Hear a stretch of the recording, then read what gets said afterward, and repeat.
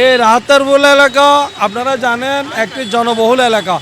এই রাহাতারপুল এলাকায় school, college, মাদ্রাসা এবং হাসপাতাল এবং বিভিন্ন রকমের কর্মসংস্থান এই রাহাতারপুলের রুট দিয়ে, ক্যাবে আমলের রুট দিয়ে মাছ চলাচল করে। অতএব এই রাহাতারপুলের যানজট দীর্ঘদিনের। 5 আগস্টের আগে আওয়ামী ফ্যাসিস্টেরা এখানে একটা মোটা অঙ্কের চাঁদা নিত। সেই চাঁদার প্রেক্ষিতে মানুষের দুর্ভোগের শেষ ছিল না, মানুষের দুর্ভোগের ভোগান্তির শেষ ছিল না। 5 আগস্টের পর সেই চাঁদাটা এখানে উঠে গেছে। এখন বাংলাদেশ জাতীয়তাবাদী দল, অঙ্গ সংগঠন, ছাত্র দল, যুব দল, স্বেচ্ছাসেবক দল এবং অঙ্গ সংগঠনের নেতৃবৃন্দরা সে যানজটকে উপলব্ধি করতে পেরেছে এবং স্বেচ্ছায় শ্রম দিয়ে এখানে যানজট মুক্ত করার জন্য সবাই নেমে পড়েছেন।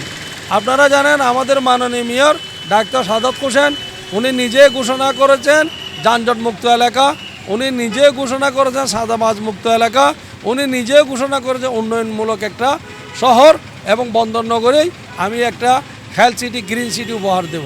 তারই পরিলক্ষিতে এই এলাকার বাংলাদেশ জাতীয়তাবাদী দল, যুব দল, ছাত্র দল, স্বেচ্ছাসেবক দল এবং অঙ্গ সংগঠনের নেতৃবৃন্দরা স্বেচ্ছায় শ্রম দিয়ে আজকে দীর্ঘ বেশ কিছুদিন থেকে শুরু করে আপনারা দেখতেছেন অটো, টমটম যেগুলো যত্র দাঁড়িয়ে থাকতো, যেখানে সেখানে দাঁড়িয়ে থাকতো, এখন দাঁড়িয়ে থাকেন না। তাদের সাথে কথা হয়েছে, এখানেও কোনো চাঁদাবাজের স্থান নাই, কাউকে 1 টাকা চাঁদা দিতে হবে না। আপনারা সুন্দর সুশৃঙ্খলভাবে যাতায়াত করবেন এবং ভ্যান গাড়ি যেহেতু এখানে রাস্তায় দাঁড়াতে পারবে না, রাস্তাটা হচ্ছে জনগণের, জনগণ ট্যাক্সে দেওয়া রাস্তা, জনগণ সুন্দর সুশৃঙ্খলভাবে চলাফেরা করাটাই আমাদের মূল লক্ষ্য। আমাদের মূল উদ্দেশ্যটা হচ্ছে জনসেবা, আমাদের মূল উদ্দেশ্যটা হচ্ছে জনগণকে স্বস্তিতে নিঃশ্বাস ফেলতে দেওয়া, এটা হচ্ছে আমাদের মূল লক্ষ্য। অতএব টমটম, অটো রিক্সা ওনারা সুশৃঙ্খল চলতেছে, যার প্রেক্ষিতে আপনারা দেখতে পাচ্ছেন দীর্ঘদিনের রাতারপুল যানজট নেই বললে এটা মানুষ বিশ্বাস করবে না।